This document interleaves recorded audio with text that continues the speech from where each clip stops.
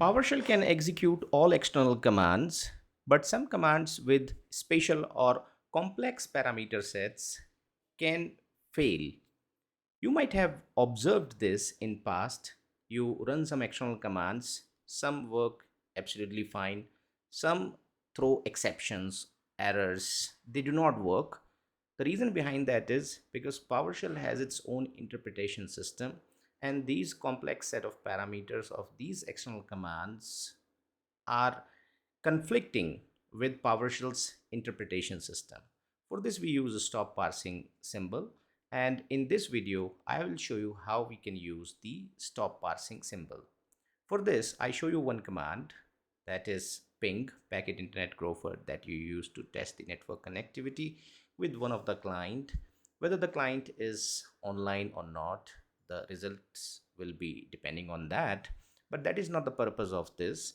The purpose is that we can see PowerShell can execute this external command. Let's see another external command for name resolution, nslookup for this learn client 1, and it returns the IP address.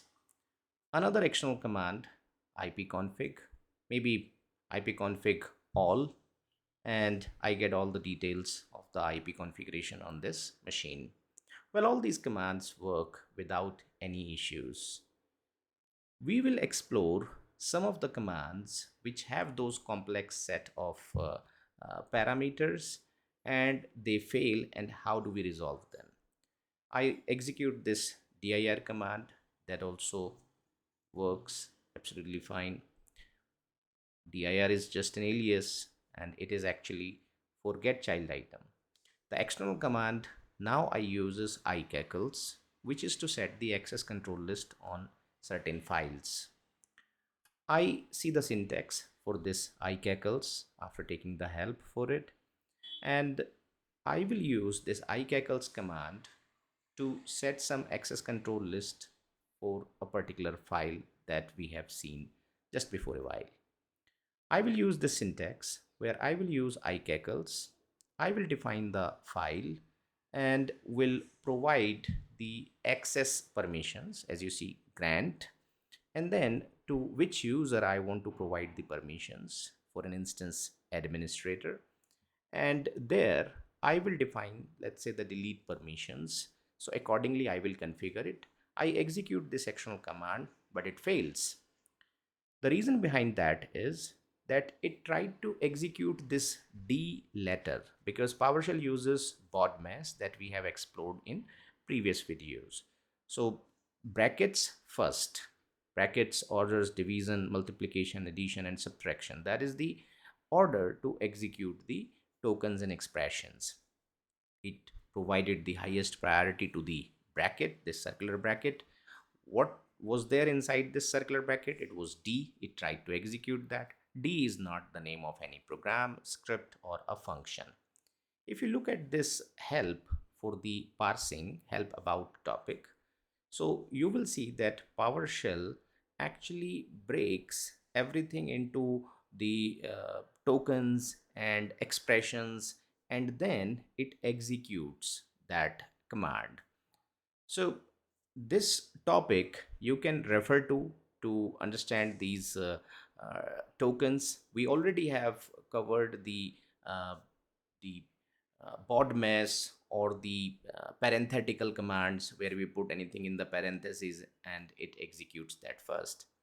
But the question is that how can we stop the PowerShell from interpreting this BODMAS, this rule, or how we can tell that, hey, you need not to do any math and just execute the command the way I'm providing. This BODMAS I already explained you: brackets, orders, multiplication, addition, and subtraction. Here you see that if I do 2 plus 3 into 2, so it will do multiplication first. It will do 3 into 2, which will be 6, plus 2, 8. The answer will be 8 for this. If we literally calculate, then 2 plus 3, 5, into 2 should be 10, but the answer will be 8. So this proves that PowerShell uses BODMAS.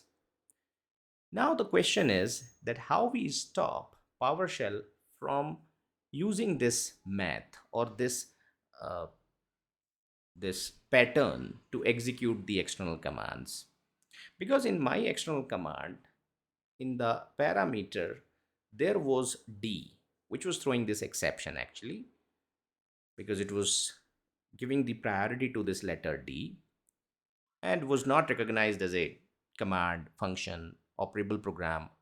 So it could not execute. So to stop the interpretation of the PowerShell, you can use hyphen hyphen and percentage. This is called stop parsing symbol. You need to put it right after your external command. It will not interfere with any other parameters that you have in your command. In any command, you can put it. For example, before a while I did ipconfig space slash all. I could have used this after ipconfig itself also. Now you see that the command executed this time because PowerShell did not use its interpretation, its parsing or BODMAS this time to execute it. So whenever you run any external command in PowerShell to avoid any issues, you can use this right after your external command hyphen hyphen percent and then use your rest of the parameters.